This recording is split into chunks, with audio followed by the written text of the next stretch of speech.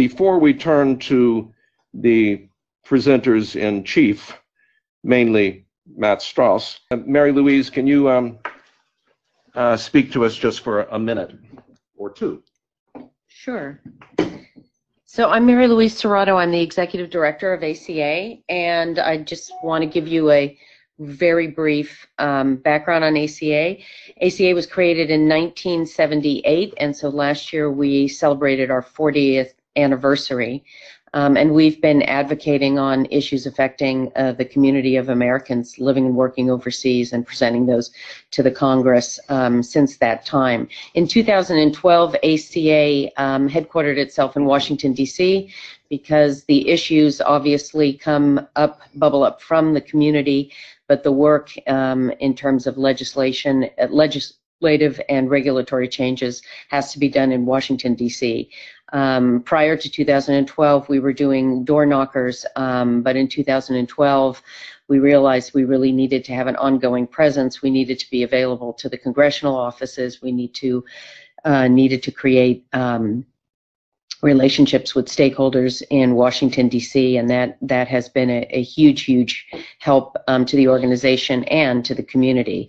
So currently there are two organizations, ACA Inc., which is a 501c4 nonprofit, qualified nonprofit, and that is the advocacy organization of ACA, and there's ACA Global Foundation, and that is a 501c3 qualified nonprofit, and that's the educational and fundraising branch of ACA.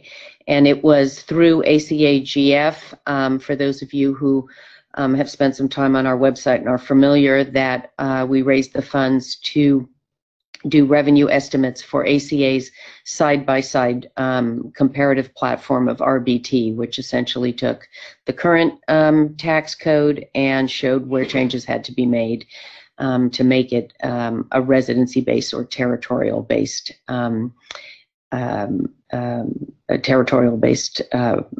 tax approach. So for the members who are on the call, we appreciate your support and thank you for your membership. And for those of you who are not members, please do consider joining ACA.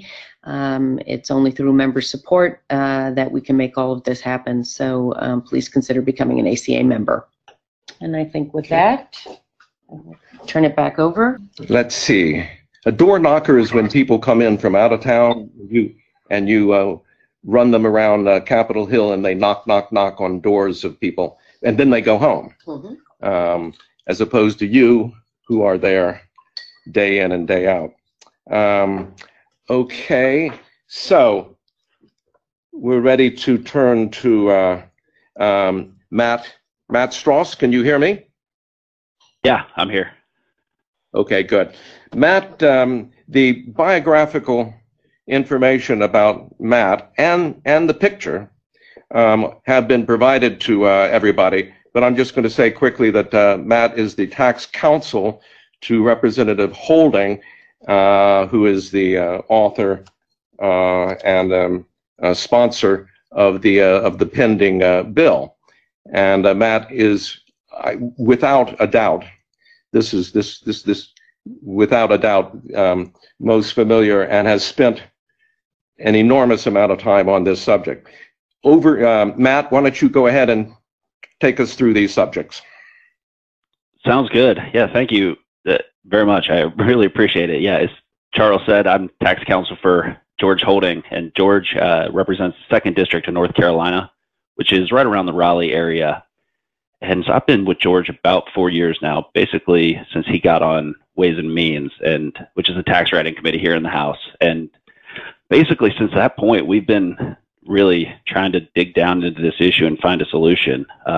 George's wife is actually English, so he gets back to London every so often to see family. And as he was going back there, he was meeting with groups of Americans abroad that would come up to him and explain the tax problems that they were facing just by virtue of them living out of the country. And that sort of struck him. So ever since that point, he came back and sort of tasked us both with really digging into this to see where the problems were and what we could do. So we've been working with ACA, a number of other outside groups ever since that point, and to really try and come up with a proposal that could make a solid first step, at least, towards residence-based taxation. It's been a long process to even get that bill introduced. I mean, we've gone through a number of iterations of the proposal to get even to the point we've got now, but it's been trying at times, but it's been fun. The process here to get something introduced is not always easy.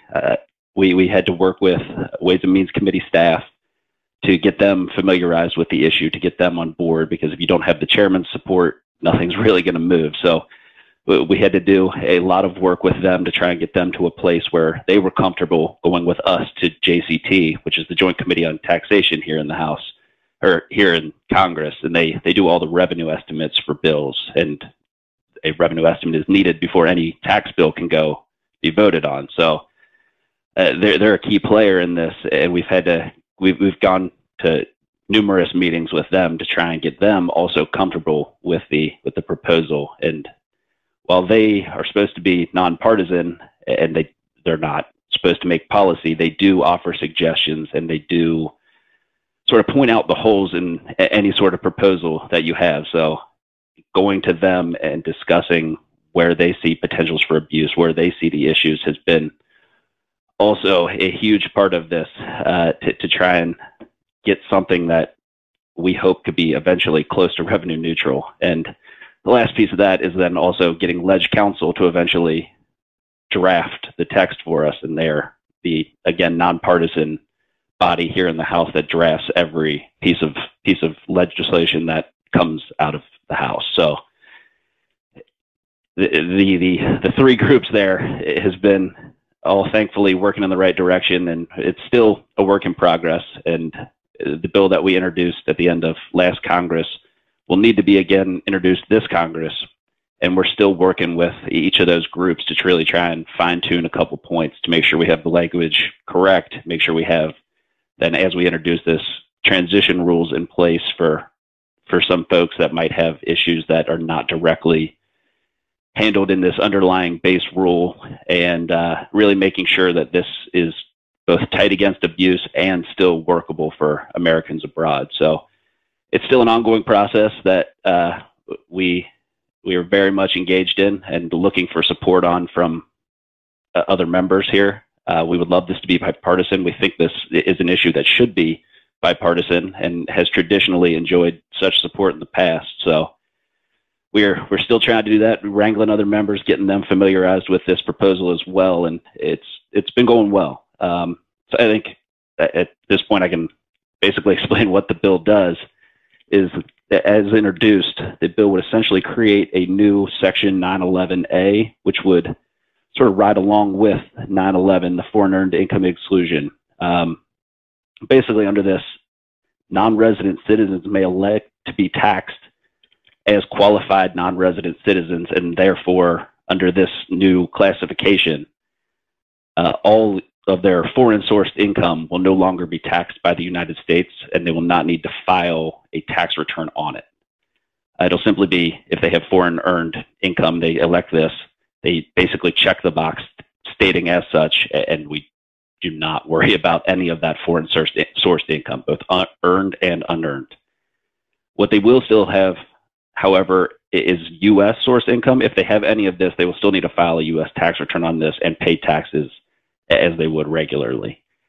Aside from this, I think the other big point on how they will be taxed is if they have any foreign personal property prior to switching status, the gain that would be realized from the time that they acquired it to the time that they switch status, that portion of it will still be taxed by the U.S., but any new gain attributable to their time as a qualified non-resident citizen will not be taxed by the U.S. And so I guess then that brings us to eligibility. How do you become a qualified non-resident citizen? In order to do that, one must be considered a non-resident citizen. And under this proposal, that definition is that they are a citizen of the United States, they have a tax home in a foreign country, They're in full compliance with U.S. tax laws for the previous 3 years, and will, under that, issue some sort of directory to Treasury to hopefully provide a easing into compliance, some of the loosening of the penalties as they did for FATCA. And then the last requirement is that this individual must have either established a bona fide residency in a foreign country or have been present in that foreign country for 330 days in a taxable year. And those two are basically taken from 9/11. We try to tag a lot of that to those requirements as well, minus the foreign earned income piece. So that's basically how this thing operates. And as I said, we are still working with legislative counsel to sort of work out a few issues in this draft before we go ahead and reintroduce again this Congress, where we're trying to gather some bipartisan support as well, so that this thing really has a shot of gaining traction. And then once we sort of get this bipartisan support, we would love to leverage that to then ask possibly the chairman of the Ways and Means Committee to hold hearings on this, and whether that's at the subcommittee level or the full committee level would sort of be up to him. But I think if we can have some bipartisan support, especially bipartisan support on the committee, we could really use that to show that this is an issue that is affecting a huge number of folks and deserves to finally have it aired out in Congress so we can really discuss the issue. And following that, we're going to be asking JCT eventually to also give us a revenue estimate on this so that we can get this thing finally moving. Hopefully get this attached to something and keep the revenue impact as little as possible to really give this thing a fair shake. Charles, am I missing anything here? So you covered a number of things. I'm going to go backwards and just hit one or two things that come up because of things that you said. So the bill needs to be reintroduced. Can you explain what's going on there and why you need to do that? Yeah, so we introduced at the end of last year, which was also the end of the session, and once the session ends, all pending bills are sort of dead, and they need to then be reintroduced again in the next Congress, which would be this Congress, in order to again bring them back to life and have them be considered for even a vote. So yeah, so the fact that we introduced it last session was, while not perfect, the language was something to get it out there and at least put down a marker in that previous Congress to show that this is something that we intend to keep moving forward on, and at least get that discussion started. So and we are hoping to introduce a little bit more refined of a proposal this time around. Not that the last one was bad by any means. We just hope to tweak a few things that just tighten up the language a bit in the eyes of Council and JCT, and then have this thing again be live and be able to be considered for hearings, markups, which would then bring it to the floor. So we're getting that ready right now and hope to have that out here sometime this spring. Mm-hmm. You mentioned revenue estimates, revenue cost. Remind me, because I can't remember. There's an operative rule on the House side, maybe on the Senate side as well, that if a bill loses revenue, like a tax bill like this loses revenue, that the proponents need to propose how to close that gap. I didn't say that very well, but can you take us to that subject? Yeah, no, I think you said that pretty well. There is a PAYGO requirement, as they call it here in the House and the Senate, that essentially says just that if a bill does lose revenue, you will have to find a way to pay for it to offset that cost. That is just a rule, though, that has been waived many times before and could be waived again. But I think ultimately the best course of action is to not even try and test that. If we can make this thing as close to revenue neutral as possible, you don't have to worry about either waiving that or finding an offset for that revenue that would be lost. So I think our goal is to try and see if we can get this thing as close to revenue neutral as possible to at least eliminate one procedural hurdle. I mean, we know how tough any legislation is to get across the finish line, but this in general, or this in particular, has had a hard time sort of gaining the attention of members. And if we can take away one reason, at least for them to not pay attention to it, I think that's better for us. So we're trying to comply with that rule and really give this thing the attention it deserves. Okay, and the revenue estimates, we won't veer off on that, but that's mainly work done by the economists at the Joint Committee on Taxation. Is that correct?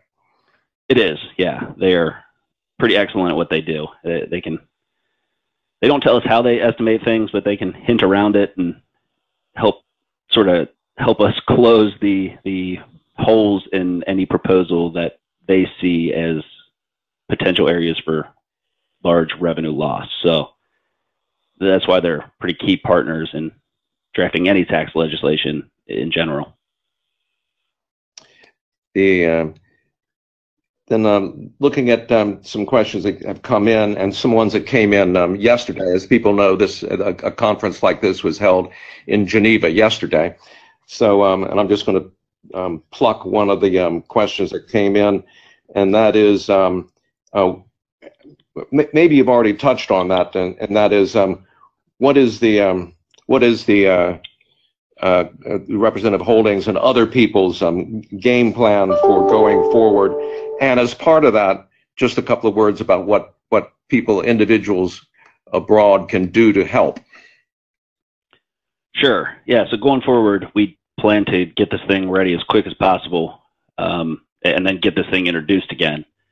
And in the meantime, we're back behind the scenes trying to work up that support amongst other members, where we're socializing it with other staff in a bipartisan way to see if we can get this thing introduced with members from both Democrats and Republicans. So then once we get it introduced, we can have a bill that we can point to, and for folks on the outside to then help us go to other offices and gather support on this. I mean, we'll be sending it around to other offices, but it always helps if you guys have contacts or constituents have contacts in those offices to sort of hit them from a different angle to drum up that support from their base.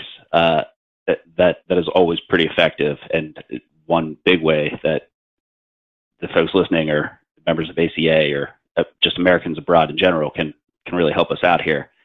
And then, aside from having that bill introduced, that'll give us actually sort of a marker, something to point to show the chairman we have an idea out there. We would like this idea fleshed out in hearings. So that's also another benefit of having this bill out there, is that it creates something tangible to have a discussion around.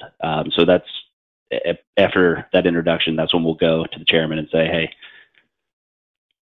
what can you do to help us out here? Can we have a discussion on this in the form of hearings? And then at the same time, that's when we'll be asking JCT as well for a revenue estimate on this, which is necessary to move forward.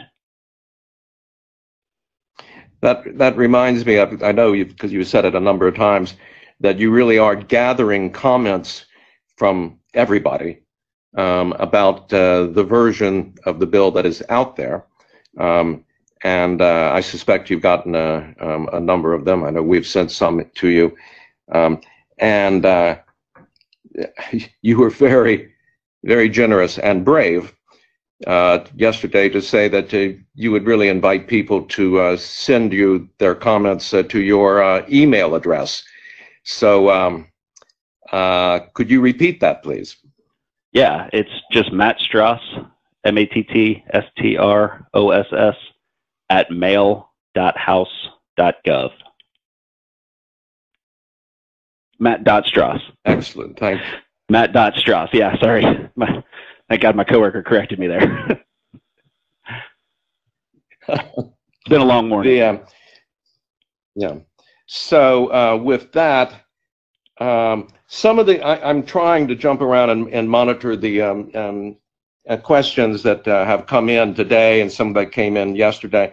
Some of these questions, they're excellent questions, and they are very astute on the details, very astute on the details.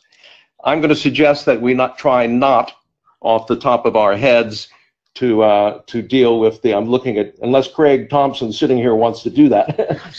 He's shaking his head. So we might not go into the very detailed ones, but go into some other ones. Now I'm going to see if there are any particular. Let me take a moment just to look down at what's coming in. And Mary Louise is going to help me. In fact, speak up. No, we had one question that came in asking whom they can contact on the Dem side, who would help. And I think you answered it, but just to kind of let everybody on the call, it's best to get in touch with your representative and let them know about your situation and about this legislation, and have them reach out to Congressman Holding and to Matt. And a word about your representative. These people living overseas, a little complicated, but you know those rules. Why don't you just about who is your representative? Well, your representative is, believe it or not, the person who represents the home, the district, and the state in the where you last lived. So whether you haven't lived in that at that address or in that home or that apartment or whatever it is, it might have been torn down, but whatever that address is, that is your official voting address, and the representatives for that district and state are your representatives. So it's always best to begin with your representatives. Okay. So our we have. You can see from the simple agenda, we have some presenters talking about three different things. One is what this proposal means for attorneys and return preparers. Secondly, what it means for people who are out of compliance and may wish to catch up. And what it means for investors and investment advisors. Our presenters have switched a little bit, have a slightly different population today. So the first person is going to be Craig Thompson, who is in the his background is in the information that we sent. Though I'm going to ask you to say just a bit about your background, and then to turn to this subject. Thank you, Charles. And good afternoon, everybody. My name is Craig Thompson. I am a tax preparer, a US tax preparer, and I have been in this business for 15 years, and I am going to talk a little bit about the potential impact of these proposals on tax advisors. Some estimates place the number of tax professionals, that is to say attorneys, CPAs, enrolled agents, and the like, at about 250,000. Most of these work with clients who are based in the US, and the majority of those clients have no overseas interest. So these individuals and firms that service that population are unlikely to be affected in anything other than a very modest way by the changes we're discussing here today. But there is a subset of tax professionals that focuses on advising expatriate Americans. The specialist rules around the taxation of Americans overseas requires specialist experience and knowledge, I guess. And there are firms that specialize solely in dealing with the tax affairs of expatriate Americans, Americans who live outside of the US. And for this population, the proposed changes from citizenship-based taxation to residence-based taxation is going to be of great interest. In the short term, at least, it's going to confront them with new questions, new facts to learn, new challenges. And in the medium to long term, it has, of course, the potential to reshape the marketplace in which they operate somewhat. I'm not going to talk about that today. I would like to say, though, a little bit about some of the hypothetical questions the proposed legislation is likely to confront the advisor with. There's a very common statistic that is talked about a lot in this field, which is the number of Americans overseas. And figures range between 6 and 9 million. I'm not sure which is more accurate, but even if only a quarter of this number is the actual number of Americans overseas, and even if only half of those have to file tax returns, we're still talking about a pretty substantial number of taxpayers who are impacted by the current citizenship-based taxation system that the US operates. And it's another commonly mentioned fact that the US is one of the few countries in the world to operate this kind of citizenship-based taxation. We do know that while most Americans abroad are fully compliant with their taxes, there are some who are not. And of those who are not, some of this non-compliance is non-willful. They simply are not aware of their obligations. Some compliance is, of course, non-compliance is, of course, willful. And in the short term, it's very probable that one of the most pronounced effects of this new legislation that we're discussing would be to create a new wave of non-compliant citizens coming forward to seek advice on the new legislation, and perhaps to seek advice on how best to come back into compliance. As Matt mentioned, being in compliance for the past 3 years is one of the requirements to take advantage of the qualified non-resident citizenship status, which offers a way out of being taxed on your foreign earned income and foreign unearned income. So I suspect that we will see a lot of non-compliant taxpayers coming forward as a result of this. I believe we're going to discuss what this means for people out of compliance who may wish to catch up later. So I'll not go any further into that other than to say I think this is going to be a short-term effect, the most pronounced effect for advisors such as attorneys and tax preparers. In the medium to long term, what sort of issues would tax advisors need to grapple with in terms of this new legislation? Much of the detail of the bill is yet to be worked out, so it's difficult to anticipate all possible questions. That said, we do know that under the current version of the legislation, qualified non-resident citizens would only be taxed on their US source income, similar to the way that non-resident aliens are currently taxed. And this is the principal innovation of the bill, and it marks a big change from the current situation where US citizens the world over are, in general, taxed in the same way. For overseas taxpayers, and by extension for their advisors, it is going to be important to understand the requirements for electing this qualified non-resident citizen status. And with acknowledgement to the fact that many of the details are to be worked out, it occurs to me that some of the requirements are perhaps going to need fleshing out a little bit. For example, one of the requirements is that a taxpayer be in full compliance with the United States income tax law for the past 3 years. Guidance on what constitutes full compliance in this case would be very useful, because I'm sure it's going to be a question that many people will have for their advisors. Is the failure to file an F-bar enough to disqualify someone, for example? While most people know about the tax return requirement, many people do not know about the F-bar requirement, and it's something that is easily fallen foul of. Would this be something, for example, that would mean a person is not in full compliance with United States income tax law? Another requirement is that a qualified non-resident citizen must have a tax home in a foreign country. There's guidance on what a tax home is in Section 911 anyway, but particularly interesting in countries like Switzerland with large supranational organizations like the UN is the question of whether US citizen employees of those organizations who are not subject to tax in their host country because of an agreement are regarded as having a foreign tax home. This may not be an issue which causes too much of a problem in some countries, but certainly in Switzerland, where I'm speaking from, it is an issue that would be very likely to come up. Again, we know that many of the details in the bill are yet to be fleshed out, but it's possible to anticipate that advisors will also face questions from clients about what constitutes US source income.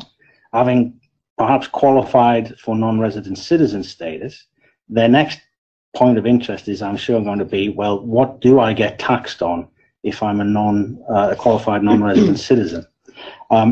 What is US source income in this case? Does it include income related to work days in the US for an assignee that otherwise qualifies as a non-resident citizen? Does it include required minimum distributions from an IRA inherited by a qualified non-resident citizen? Does it include income earned from electronic commerce in the US, even if the taxpayer themselves lives outside the country? This is an area in which there's likely to be a great deal of interest, of course. What am I going to be taxed on? But equally, I suspect that tax advisors will need to be able to answer a lot of other questions, more around planning perhaps in some cases. How can I minimize my US source income? What are the pros and cons of shifting my US investments overseas? And I think, again, we have a section where an investment advisor will speak about this. One of the issues that I think needs to be made clear is that while the foreign unearned income of a qualified non-resident citizen will not be taxable in the US, any gain related to the sale of foreign property that was owned before qualified non-resident citizen status was elected will be taxable in the US. And this, of course, means that anybody who has a brokerage account in a foreign country who regularly trades is going to have to do some perhaps complicated calculations to determine which gains or which elements of gain are taxable in the US and which are not. I suspect there will be questions about that for the advisor to answer. And I suspect also that given the prominence of FATCA in most overseas Americans' lives these days, there are going to be questions about what impact this legislation has on that. It's notable it doesn't repeal FATCA, and I personally view FATCA as unlikely to be repealed. But it may raise some questions about how one identifies oneself as a US person to their local financial institution. If they're not a taxpayer, are they still required to identify themselves? Are they still required to file an FBAR? These are questions I believe that taxpayers will come to their advisors with once this, in the event that this new legislation is passed. As we saw with the recent Tax Cuts and Jobs Act, new legislation provides new challenges and often new work for tax advisors. And in the short term, at least, I would expect the same from the proposed bill also. And with that, I will hand back to you, Charles. Okay, thank you very much for that. So we're getting a number of questions from the room and from people online. What I'm going to do is I'm going to move on with the presentations, and so that we make sure that we don't look up and find that we've run out of time. And then, time permitting, we'll circle back on some of these questions. So the next subject is what it means for people out of compliance who may wish to catch up. There was an excellent presentation on this subject yesterday, and if you missed it, that's really too bad. Today, you're going to have to listen to me on this subject, and there you are. So the first thing I want to say is that looking at the proposed legislation, which is still has some clarity to be added to it, the first thing that comes to mind is that Americans abroad stay U.S. citizens. They keep their citizenship, so they are U.S. citizens. They remain U.S. taxpayers. They have additional benefits under this bill, but they remain U.S. taxpayers. These benefits will be very important to them, but they are still within the structure of being a U.S. taxpayer. It is not just a total timeout and recess. The act, as it is now, would require individuals who want to get within this new system to certify that they are compliant. And it follows, as Craig has noted, that they may want to, almost certainly would want to catch up if necessary, if they are out of compliance. So individuals would elect to come within the new system. They would say that they would identify themselves. They would say that they are qualified, and they would say that they are compliant. Most people, I think, will want to get within the new regime for qualified non-resident citizens. They will benefit from a 0 U.S. income tax on most types of foreign income.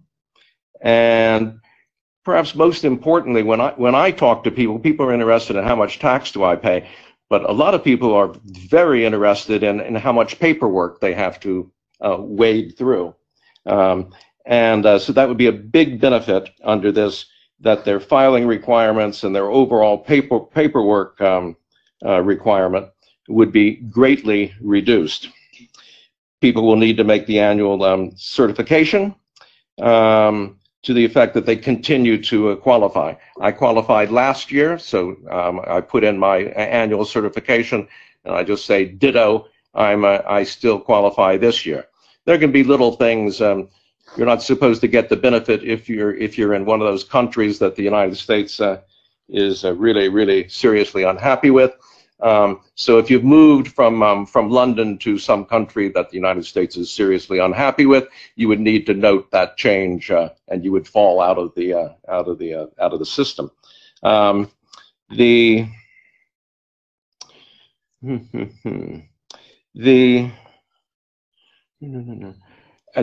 And a following on point, as people, attorneys, CPAs, return preparers, anybody who works in this area knows when you make those certifications, you want to pause and make sure that that is a correct certification.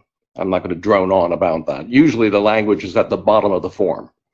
The next, for people not currently compliant, it's expected that it's expected in talking around that the rules governing voluntary disclosure may be somewhat relaxed, especially when the taxpayer's conduct has been non-willful. Enactment of this type of legislation may lead to a further generation of call it voluntary disclosure, call it what you like, but there may be a new round of that. Following on that thought is, if that does happen, then the question is, will that new round go on forever and ever?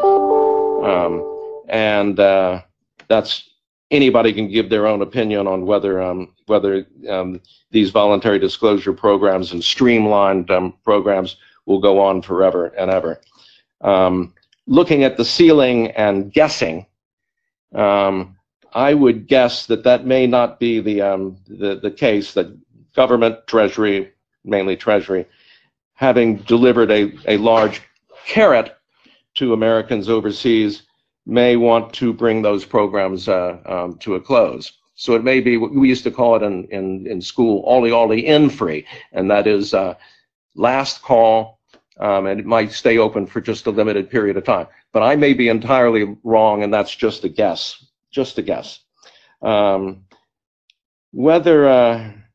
next point is whether or not this legislation is enacted. I want to point out that in my view, collections work is very important. Whether it comes up because you wanted to catch up and you did a lot of filings, and when you did that catch up, you looked and saw that oh my gosh, I owe a lot of money, and so you need to go into the collections routine. Most people are really not all that familiar with the collections routine. But once it's established, you owe taxes, interest, and penalties. If you can't pay, it's very much, I think it's very much like Macy's department store. The IRS wants to collect, and you go into a discussion. It's not a fancy discussion, usually. And so you go into a collections aspect of it. And usually there's a form of a workout. I'm not going to go into the details of that because, in my view, it's almost an art form. But if you think about having your discussion with Macy's department store, it's very similar. And I'm not going to say typical this and typical that because nothing is typical in that area. Each one is unique. One last point, as you know, or most people know, there are passport revocation provisions in now. If someone owes the IRS more than, now I'm walking myself into a corner, I think it's 50,000. And you've been obstinate about paying it, and they've come to you and you know you owe it, so forth and so on, you can run into a problem with, if you want to get a new passport, not getting it renewed. You can even run into a problem with having it revoked. I'm just pointing out that in the background there is that issue. Now then, I think I've said enough on that subject. The next topic is what it means for investors and investment advisors. And Jonathan Lakowitz, are you with us? I am. Thank you, Charles. I'm extremely grateful to hear that. So Jonathan's information is also on the, together with the other information on biographical information and pictures. Jonathan, by the way, happens to be the chairperson of ACA Inc., one of the two organizations, and he runs back and forth from, well, Jonathan, you describe where you run back and forth from and to, and then go into the subject, please. Charles, thank you very much. So before I get started on myself, again, a big thank you to Representative Holding, Matt Strauss, all the other people in government, my colleagues at ACA and the other organizations, as well as all the members. This issue is something that many of us have been working on for well over a decade, and keeping the momentum to make improvements for the overseas American community is something we're all sharing a passion about. So really, thank you very much. And again, to ACA and our team in Washington. As far as myself, I'm a member of the executive committee of ACA and have been so for about a decade. My day job is as a financial planner and investment advisor, shuttling back and forth between Europe and the US on almost a 6-week basis. And working with hundreds of overseas Americans and their families, dealing with many issues related to investment or general financial matters, many of which are impacted by legislation in the United States. And so today I'm going to talk a little bit about what, of course, is still some speculation because we don't have final legislation, but even more so going forward, we see that whether you're an individual investor or you're working with an investment advisor, understanding of tax regulations and how you fit into that picture, as well as your investments, becomes even more critical. It will be very dangerous to continue to try to do investments without understanding where you are. There are really going to be 5 major types of classifications of people. There will continue to be American taxpayers. There will be qualified non-resident citizens, green card holders, who this will not benefit from this legislation, non-Americans, and former Americans. And each one of them may be impacted differently. And in the case of the legislation that we're discussing, you're going to have to work together, as Craig said earlier, with your tax advisor or on your own to try to figure out, does it make sense to make the election? I think one of the questions that I see out there when you look at the way tax treaties are working for non-Americans especially, how this new legislation will impact the qualified non-resident citizen with respect to treaty elections. Certainly, it would put the qualified non-resident citizen in a better position than a former American who is unable to take advantage of any benefits under income tax treaties. And so, again, understanding these categories, it's not, the legislation is not going to be what some people may hope, which is, oh, it doesn't mean that overseas Americans have to think about taxes anymore. For many people, it may mean that they don't have to file a tax return. But for many Americans overseas, they'll find themselves in the same category as non-Americans overseas who have to file tax returns.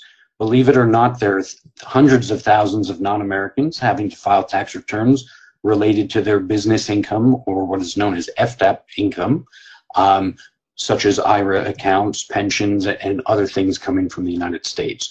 So again, each person's situation is going to be different, and an analysis as to how to approach investing will likely be needed. The choice of investment vehicle will additionally be impacted. Is a fund that trades overseas that happens to have all S&P 500 components but is listed in Ireland, is that U.S. source income? Not today, but under this legislation, is that considered U.S. or non-U.S. source income? So the sourcing rules, where your dividend income and other interest income is coming from, is going to be a critical component to see how you do your investments. And again, whether you're in a better situation or worse situation electing to become a qualified non-resident citizen. Another impact of the legislation will be not so much directly on individuals, but how the compliance departments of global and local financial institutions react to the legislation. Under FATCA, of course, every foreign financial institution went through a program to identify their American taxpayer clients. Now they may have this new category of qualified non-resident citizens, and one might hope that in conjunction with the legislation, that if you live, say, in the UK and have a UK bank account, that the interest earned in that account is no longer considered a foreign financial account and might not have to be reported, something that's called same country exception. So again, as an investor, you might find it, if that's the case, investing closer to home might have some benefits that weren't there before. Okay, what else are we going to have to look at? Again, this legislation is going to, as it hopefully will pass, is not going to solve all problems for all people. It's not going to suddenly make income that was taxable before not necessarily taxable. It's going to be, I believe, as I look through the legislation, it largely corrects a lot of the deficiencies in the tax treaties between the U.S. and other countries, or where there are many countries where there are not tax treaties. So it's definitely helping on that foreign source income, which is what's caused a lot of people pain, especially in their retirement accounts. And so, again, as an investor, where you save for retirement becomes an important question. And a lot of overseas Americans have found that their retirement savings for their overseas employer is also subject to current taxation in the United States, but taxation upon retirement or the receipt of income in the country where they're earning the income. So this may give benefits for local employees to take more advantage of local legislation that's meant to encourage retirement savings. Something, again, as an investor, that becomes a critical component. There's going to be some areas that still seem quite gray. How is PFIC income going to be treated? Is that going to be considered shares in a PFIC, sales of personal property, or not? Again, something that working closely with your tax advisor and investment advisor to determine what to do. The transition rules, we talked a little bit about this yesterday with Matt, about how the capital gains would work once you essentially exit the system, and Craig touched on that as well. Should you consider selling certain investments? Again, does it make sense to do so under this regime or not? So at this point, I would say we all remain quite hopeful that things will progress. We're very thankful to Matt and Representative Holding, and hopefully the bipartisan support they or we can all garner in Congress. Again, stay tuned. I think this is a great step forward. We've made a lot of progress. We still are not over the line. And again, thank you to everyone for participating. It will be interesting to see where we go from here. Back to you, Charles. Thank you very much for that. Now I think we do have some time to deal with some questions. The question is whether I can juggle things so that I can bring them to the fore. In no particular order, a question is how do we Americans overseas deal with the potential majority of people in these districts where members are being elected, people who think that Americans abroad are going to escape paying their fair share. I guess that's a general philosophical question, and it's a good one. And I'll say something, and then I'm going to ask Mary Louise to say something. But I think that that's really not something to be directed entirely to Matt Strauss, and Matt may have something to say about that. But I'll inject that I think it really needs to be directed to the Americans abroad. They need to make the case, and sitting and doing nothing and hoping that a good result will just magically come forward, I think that that's probably not the route to go. Mary Louise, if you'll come closer to the microphone. So I think on that point, that has been something that's been brought up in the past, that the community is sort of, everyone has a boat in Cannes, and we're all in the south of France and enjoying a good life. And now there is obviously a bit of a discussion in Congress about having people pay their fair share, and having the wealthy pay their fair share, and of course having an optic that we are wealthy. There's sort of a logical concern there. But what we see in surveys that are coming out, and most recently actually a survey done by Democrats abroad, and this is really important when we go into meetings with Congress, and we show them our data on our membership, and other surveys that are out there, that the community really is very, it mirrors very much the U.S. population, in that it's very average, and of course there is a percentage of high wealth, but there is also a percentage of people who are living really, not below the poverty line, but it's on the same sort of level as you see in the United States. So I don't think it's as much of a concern. Obviously it will come up. The offices that we've been in, most of the representatives on both sides, and on the Democratic and Republican side, understand that it's not about wealthy people. This is about tax fairness, and it's also combating the problem of the huge costs that Americans overseas, the inordinate cost that they bear to do tax filings. So I think it's not as big a concern, but it's definitely there.